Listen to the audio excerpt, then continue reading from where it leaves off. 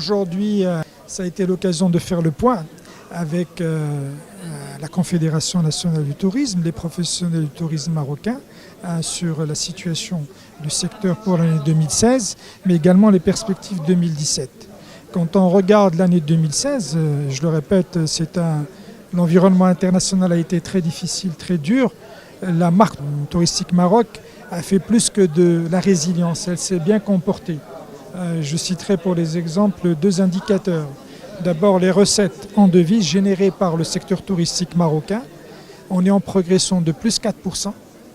Et à fin novembre, c'est l'équivalent de pratiquement 60 milliards de dirhams qui ont été générés, plaçant le secteur touristique comme le premier secteur contribuant aux réserves en devises au niveau national.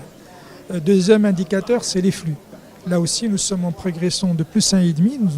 En principe, c'est le chiffre qui est attendu d'ici la fin de l'année. Et sachant qu'à l'intérieur, il y a des marchés qui connaissent une excellente progression. C'est le cas par exemple de la Chine, avec la décision de Sa Majesté le Roi que Dieu l'assiste de lever le préalable des visas. Avant, nous recevions 800 à 1000 Chinois par mois. Aujourd'hui, nous recevons 6000 par mois. Pour l'année 2017, même s'il n'y a pas de vol direct qui relie la Chine au Maroc, et même si c'est quand même un pays qui est loin, nous devions approcher les 100 000 touristes chinois sur une année. Le marché russe est également en très bonne progression, plus 300%. Et là aussi, le renforcement des dessertes aériennes directes au départ de Saint-Pétersbourg et Moscou sur Agadir et Marrakech, quand il sera fait, donnera une réelle impulsion également, encore beaucoup plus forte à ce marché.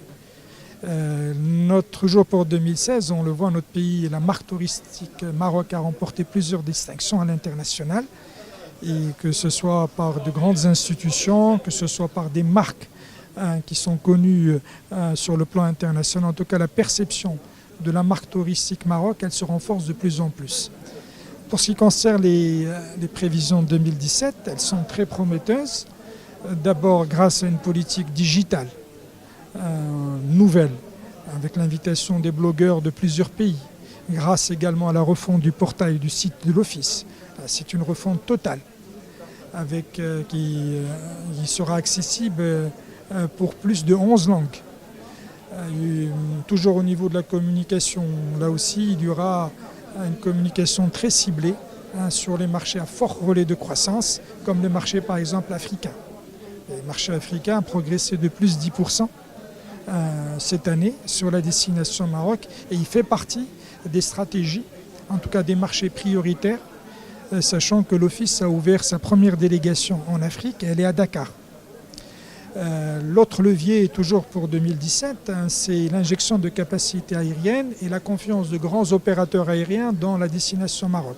Je citerai pour l'exemple le cas d'Air France qui va reprogrammer le Charles de Gaulle Marrakech à compter de fin mars 2017. Là aussi, c'est un indicateur extrêmement intéressant, plus une politique d'avions basés que nous avons menée, qui est en cours, après un appel à concurrence pour avoir des avions basés dans les régions qui sont encore insuffisamment desservies, comme Tanja, comme Agadir, comme Marrakech-Fès, et également d'autres villes qui nécessitent justement une meilleure accessibilité. Les derniers points, c'est celui d'un salon du tourisme. Le Maroc, je le rappelle, est leader en Afrique en termes d'arrivée. Il est important que notre pays dispose d'un grand salon international du tourisme. Il y a une dimension africaine très forte qui sera donnée à ce salon.